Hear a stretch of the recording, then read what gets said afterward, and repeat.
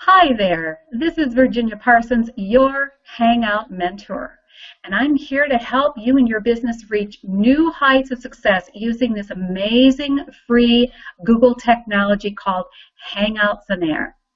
And what I'm here to discuss with you today are the 5 easy steps for producing a successful Hangout on Air that will wow your audience and help you grow a loyal following. Now, the first step that we have is to practice. And by that, I mean practice using all the tools that Google Hangout technology provides for you. There's some amazing tools inside a Hangout. And once you get comfortable with those, you're going to be able to produce a Hangout that looks and feels great and professional and will be able to wow your audience. First thing you want to practice is how to use the camera, knowing that you need to look into the camera to connect with your audience, make sure that you're clear, that you have proper lighting, and so play around with the camera. You also want to learn how to turn the camera on and off. There's a tool for that. There's also an audio tool. You want to play around with that. Make sure that you can be heard clearly. If you're working from a laptop, you might want to plug in like I have and put a headset on so it's clear for people. You may want to learn how to mute the audio or mute the audio of an audience, so play around with muting and unmuting. You want to learn how to use the blue boxing, and that is the boxing underneath. Now with the blue boxing underneath, you can actually change who is being viewed in the Hangout if there's more than one person. So in this case, there's only myself, so I don't need to blue box it, but you need to know how to do that for your productions. Then there's something called the cameraman.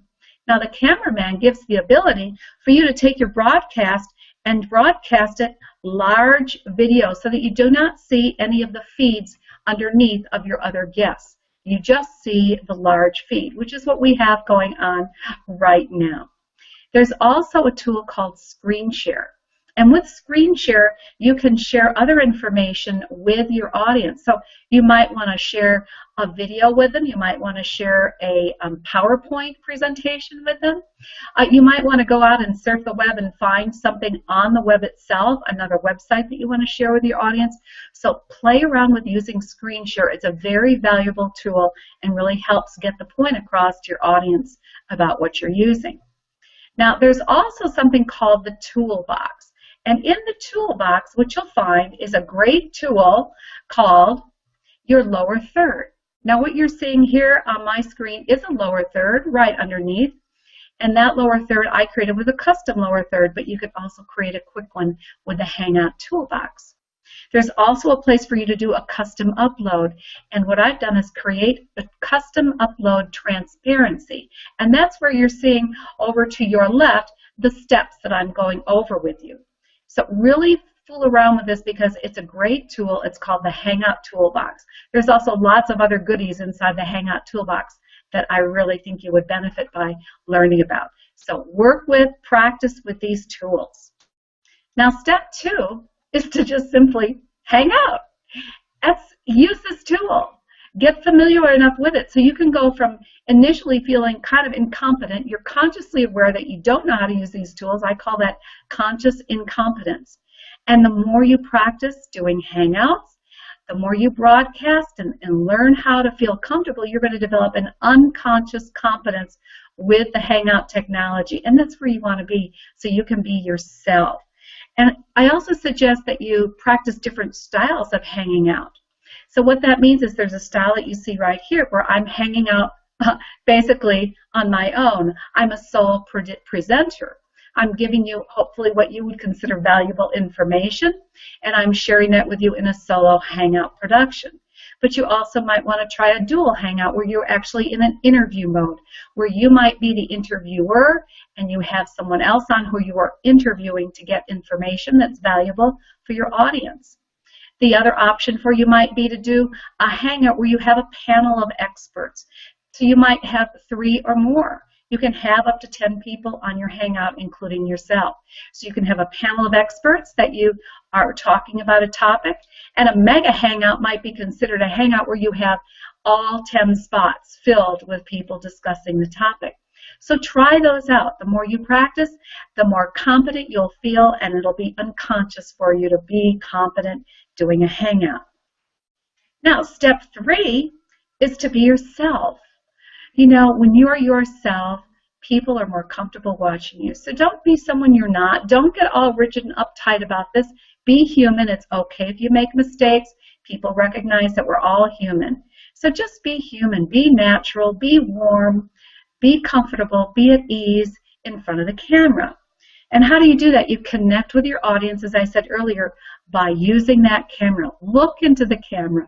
Smile into the camera. And imagine your audience is right there on the other side of that camera, and you want to connect with them. So develop a good, strong relationship with your camera, and your audience will feel a nice relationship with you. You also want to engage your audience. So what I'd like to do is say thank you so much for being here and watching this Hangout with me today. You might want to ask people, where are you hanging out from? And they can type that answer into the comment bar below the Hangout. I personally am hanging out today from beautiful Lake Tahoe, California, where I'm here on a mini vacation. I'm taking just a few minutes to record this Hangout for you. But you just can do Hangouts from anywhere. Isn't that remarkable? And you might want to ask your audience some questions. Anything you can do to acknowledge that your audience is there watching you and that you're sharing information with them helps engage your audience, lets them feel a part of the Hangout. So be yourself and engage your audience. Step 4 is to give them audience valuable content. Now, that content is something that fills a void for them. Maybe it solves a pain or something that they're missing. It answers questions that they needed answered. So you're just giving them information that they find valuable, that is useful to them. And you know, when you create the event for your Hangout, you might want to include a series of bullet points that goes over in more detail all the information they're going to receive by watching your Hangout. You want to think about exceeding their expectations, giving them more than they could have even hoped for. That's part of the wow factor. Give them more than they even anticipated, and you will have loyal followers. So give them answers to their questions, give them details that will help them have more knowledge, and wow them with your genuine caring and connection. And what's the 5th step? Well, I think it's really important to always include what we call a CTA, or a call to action. A call to action is something you ask your audience to do. During the Hangout or at the end of the Hangout, you want to give them something you'd like for them to do.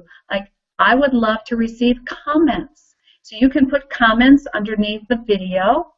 I also would love to hear your questions. If you have questions about something I've presented today, please send those questions, put them in the comment box, and I'll be sure to get back to you and respond to those questions. You can ask them to go to a link. I'm asking you to check out www.hangoutmentor.com, where you're going to get step-by-step instructions, videos and PDFs and handouts that teach you all that you need to know to produce successful professional Hangouts on air, and to monetize and market those Hangouts, and also to let the world know who you are, to get greater visibility, and to stand out as an expert and an authority in your field. And you can find those things at the hangoutmentor.com. You also might ask your audience to download a PDF or some other kind of instructional handout. And so those are all the things you can do with a call to action. So those are the 5 steps that I had for you today to help you learn how you can reach new heights of success using this remarkable tool called Google Hangouts on Air. It's a totally free technology. You just need to learn how to use it and become competent and feel comfortable connecting to your audience. So I want to thank you for joining me today. I hope you have a great day, and come back for more, because I'll be producing lots more trainings and videos for you to learn how to hang out successfully and wow your audience. Thanks for stopping by, and have a great day.